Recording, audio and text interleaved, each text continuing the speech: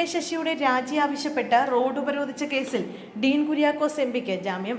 Ottapalam judicial first class magistrate കോടതിയിൽ ഹാജരായാണ് ഡീൻ കുര്യാക്കോസ് ജാമ്യമെടുത്തത്.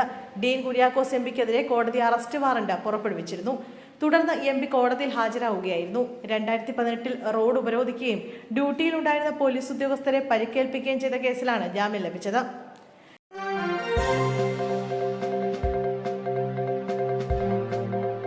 രാഹുൽ മാങ്കൂട്ടത്തിൽ MLA-ക്കെതിരായ രണ്ടാം ബലാത്സംഗ കേസിൽ തിരുവനന്തപുരത്തെ കോടതിയിൽ രഹസ്യമൊഴി നൽകി പരാതിക്കാരി. കഴിഞ്ഞ ദിവസമാണ് മജിസ്ട്രേറ്റ് രഹസ്യമൊഴി രേഖപ്പെടുത്തിയത്. പരാതിക്കാരിയുടെ വൈദ്യപരിശോധനയും പൂർത്തിയാക്കി. അതേസമയം ഒരു തവണ ബലാത്സംഗം ചെയ്തെന്നാണ് പരാതിയിൽ പറയുന്നത്. ഒന്നിലധികം തവണ ഭീഷണിപ്പെടുത്തി ബലാത്സംഗം ചെയ്തെന്നും മൊഴിയിലുണ്ട്.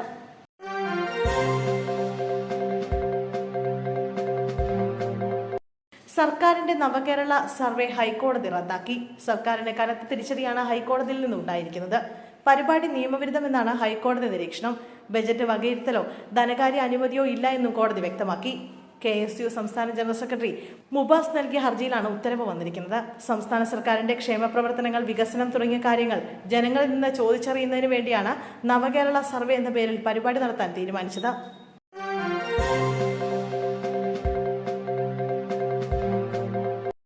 ശബരിമല സ്വർണ്ണക്കൊള്ള കേസിൽ നടൻ ജയറാം ED ഓഫീസിൽ ഹാജരായി. ചോദ്യം ചെയ്യലിനായി ED ജയറാമിനെ വിളിപ്പിക്കുകയായിരുന്നു.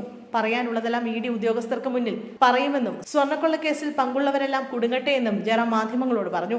സത്യം പുറത്തു വരട്ടെ എന്നും അദ്ദേഹം പറഞ്ഞു. EDയുടെ കൊച്ചി സോണൽ ഓഫീസിലാണ് ജയറാം ഹാജരായിരിക്കുന്നത്. ദ്വാരപാലക പാളികൾ ജയറാമിന്റെ ചെന്നൈയിലെ വീട്ടിലെത്തിച്ച് പൂജ നടത്തിയതടക്കം പോറ്റിയുമായി സാമ്പത്തിക ഇടപാടുണ്ടോ എന്നുവരെയുള്ള കാര്യങ്ങളിലാണ് ജയറാം മറുപടി നൽകേണ്ടത്.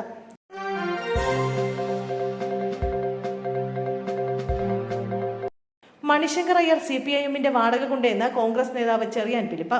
KC വേണുഗോപാൽ ഉൾപ്പെടെയുള്ള പ്രമുഖ കോൺഗ്രസ് നേതാക്കളെ ആക്രമിക്കാൻ CPIM ഇറക്കിവിട്ടിരിക്കുന്ന ഒരു വാടക ഗുണ്ടയാണ് മണിശങ്കർ അയ്യറെന്നും അദ്ദേഹം ഫേസ്ബുക്കിൽ കുറിച്ചു. കേരള സർക്കാർ യാത്രാക്കൂലിയും താമസ സൗകര്യവും നൽകിയാണ് മണിശങ്കർ അയ്യരെ ക്ഷണിച്ചു വരുത്തിയത്. ഇപ്പോൾ അയ്യർ നാടോടിക്കാറ്റ് എന്ന സിനിമയിലെ പവനായിയാണ്.